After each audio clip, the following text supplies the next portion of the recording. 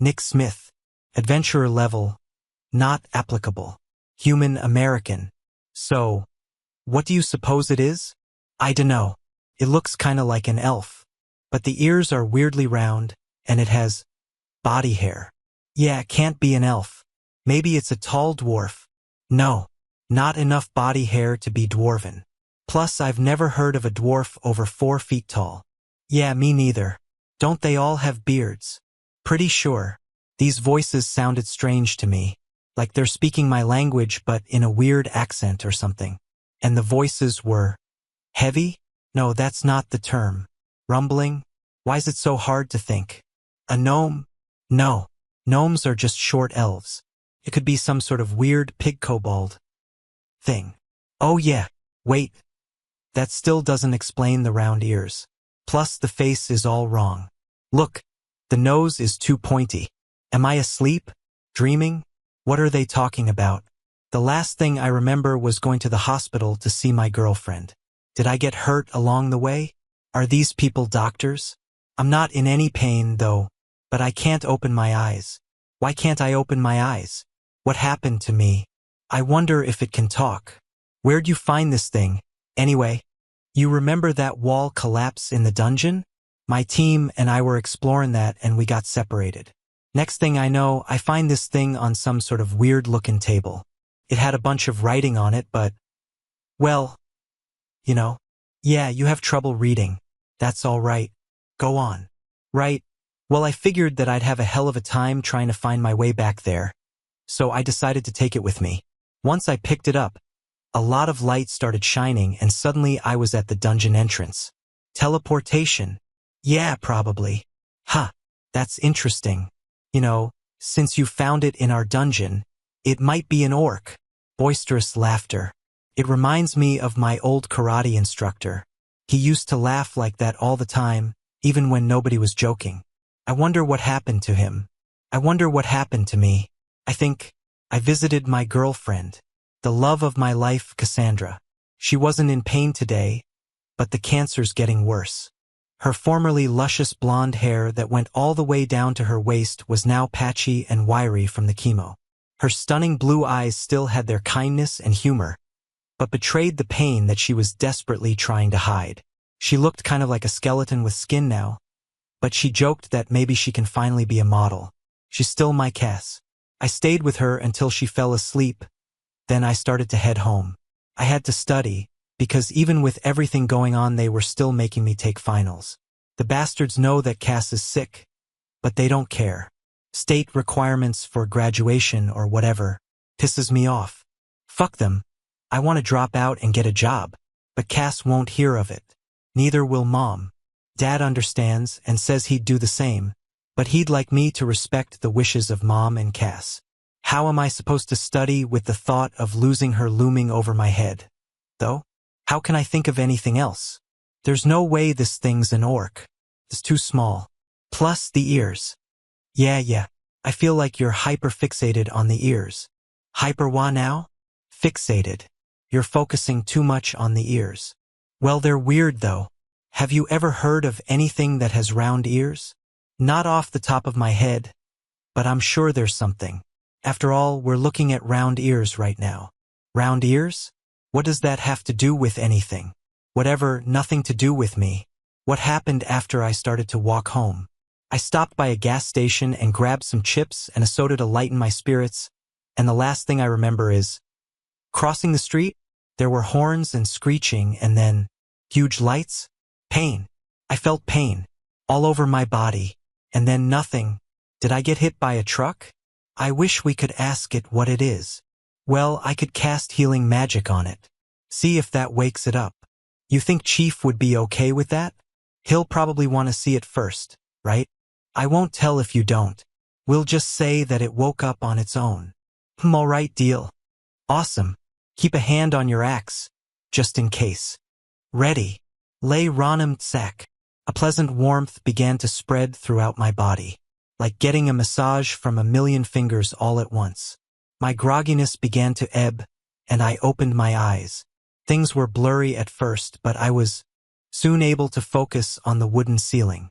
I don't know this ceiling. Wait, wooden ceiling? What kind of building has a wooden ceiling? A barn? I sat up and looked around. The furniture in the room looked like it came straight out of a medieval movie, but a bad one that didn't pay attention to details. I was on a bed with woven sheets and a blanket, for one thing. For another, there were metal handles on some of the furniture. That wasn't a thing in medieval times, right? Then the two people who were talking earlier caught my eye. Cosplayers? How'd they manage to look so big? One was wearing metallic armored pants and no top, showing off its rippling muscles. It looked as if it were scared of me, and it was holding a large serrated axe at its side. The other one was wearing a robe and carrying a staff with some sort of metal ball at the top. All of these details about their appearances were striking, but the most striking thing was that they were both green. Green, pointy ears, and huge. Even hunched over, the robed one with the staff was probably 6 feet 5 inches. The one with the axe was pushing 6 feet 10 inches. The one with the staff grinned and showed a mouth full of very pointy teeth. Like an alligator's. Whoa, careful there. You just woke up. Don't want you falling over, it said. The words sounded weird, as if I weren't hearing them right. No, that's not it. The mouth movements are weird. It's like they're saying something else, but it's dubbed over, with a hint of the original audio left in. Where am I? Who are you? What are you? I asked, trying not to panic. My mouth felt weird when I spoke. Like I'm saying the words that I'm saying, but my mouth was moving differently. Like trying to make a t sound, but making a k sound instead. There was something else that was strange as well, but I couldn't figure it out. I'm Yulk, the grinning one said. This is my brother, Nash. We're orcs. Yup, nice to meet ya. You're in Naliva, a temporary orc settlement that's right outside of the Delver's dungeon. We're hoping to make it a village someday, Nash said, taking his hand off his axe and crossing his arms. Orc? I asked, getting used to the weird talking. Yes, Yulk said. We're orcs. Now that we've answered your questions, I'd like to ask you one. Ask me a question? I asked. What are you? Nash interrupted impatiently. I sat stunned for a moment. Orcs are real. And what do they mean, what am I? I looked at my hands, the same ones I've always had. Even with the same scar I got as a kid, though the scar was looking a bit smaller now. I noticed I didn't have my shirt on and I quickly checked under the blanket. Yep, naked. Weird. All of this is weird. What the hell is going on? Nash cleared his throat, patiently waiting for me to answer his question. I'm a human, and my name's Nick, short for Nicodemus. Nicodemus Liam Smith. I stammered as I pulled the blanket up a little bit more. The two orcs shared a confused glance at each other before looking back to me. What's there to be confused about? Sure, Nicodemus is kind of a rare name, but it's not that rare. Hell, I used to get picked on for it all the time. The secret of Nim is single-handedly the reason that I go by Nick. Yulk turned back to me and asked, What's a human? Huh? What? I asked. I've never heard of a human before, Nash said, scratching his head. What were you doing locked away in the dungeon? What dungeon? What do you mean you've never heard of a human? I asked. Okay, wait, Yulk said. Let's try not to make assumptions here. Let's start at the beginning and get on the same page. Nick, you're a human. We don't know what that is. Nash here found you in a secret room inside the Delver's dungeon. You don't know how you got there? No. The last thing I remember was walking home and I trailed off. Oh, right. What? I think I got hit by a truck. What's a truck? Nash asked. It's like a wagon or something that doesn't need anything to pull it, I said. Oh, we've got those, Nash said. Right, Yulk? Yes, we call them magic arts, but I suspect that they're not the same thing. Magi carts? Carts pulled with magic? I asked. Yep, both orcs replied in unison. Wait. Orcs, magic, dungeons, getting hit by a truck. Did I get ice-guyed? Or is this just a hallucination that my dying brain is showing me to protect me from the trauma of getting hit by a truck? I suppose there's nothing I can do about this being a hallucination, so I have to go off the assumption that it's not. Which means finding a way back. Wait, if I got reincarnated or whatever to this place, Then maybe Cass did as well. Have you seen any other things like me? I asked. Like others in the dungeon? Any females? They usually have long hair and larger breasts. Oh, so you're a male human? Yulk asked. I kinda guessed, but didn't want to be presumptuous.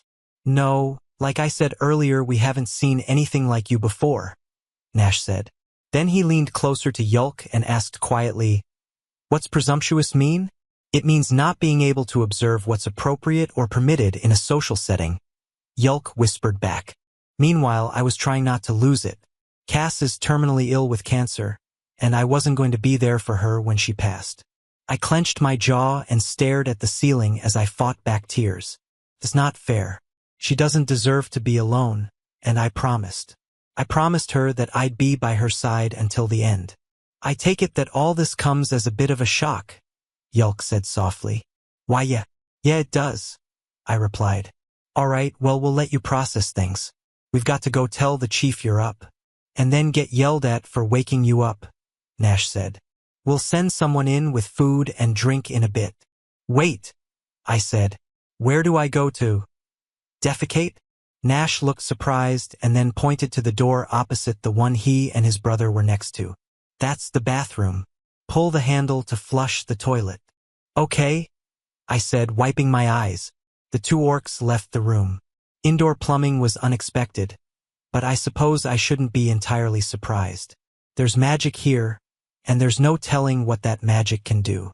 Maybe it can return me to my world in time to be with Cass again, so that I can say goodbye, or maybe even save her. I owe it to her to try, at least.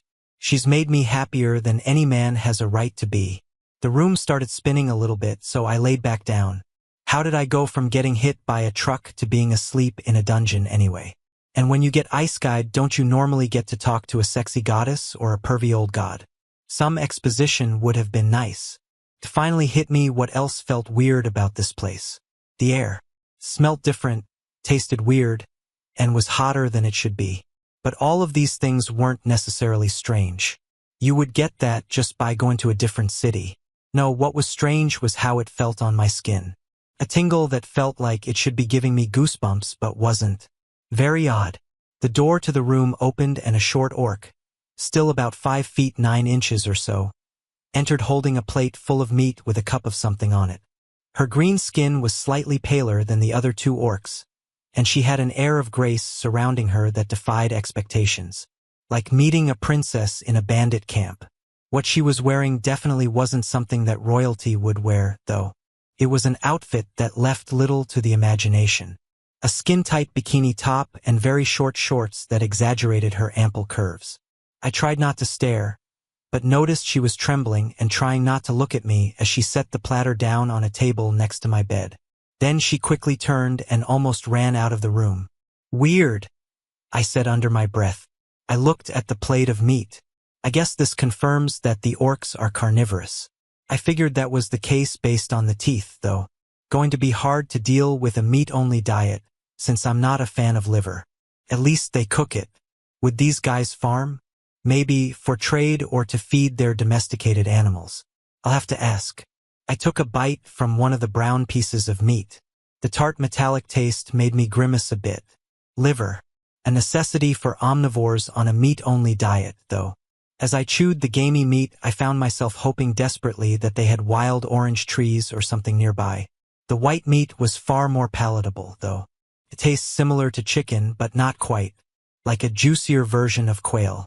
I washed it down with the liquid in the cup. Plain old water, but it felt more refreshing than anything I've ever had. I wondered how long I had been unconscious in that dungeon they mentioned. Hopefully not long. I don't even know if time works the same here as it did on my world. There's too much I don't know. I finished the food and suddenly realized how weak and tired I felt. Like I had been running around carrying heavy stuff all day. I was afraid to go back to sleep at first, but then I thought that if I go to sleep, maybe I'll wake up in a proper hospital bed back in my world. Maybe this is just a dream. Maybe I'll be able to see Cass again. I'll do anything to see her again.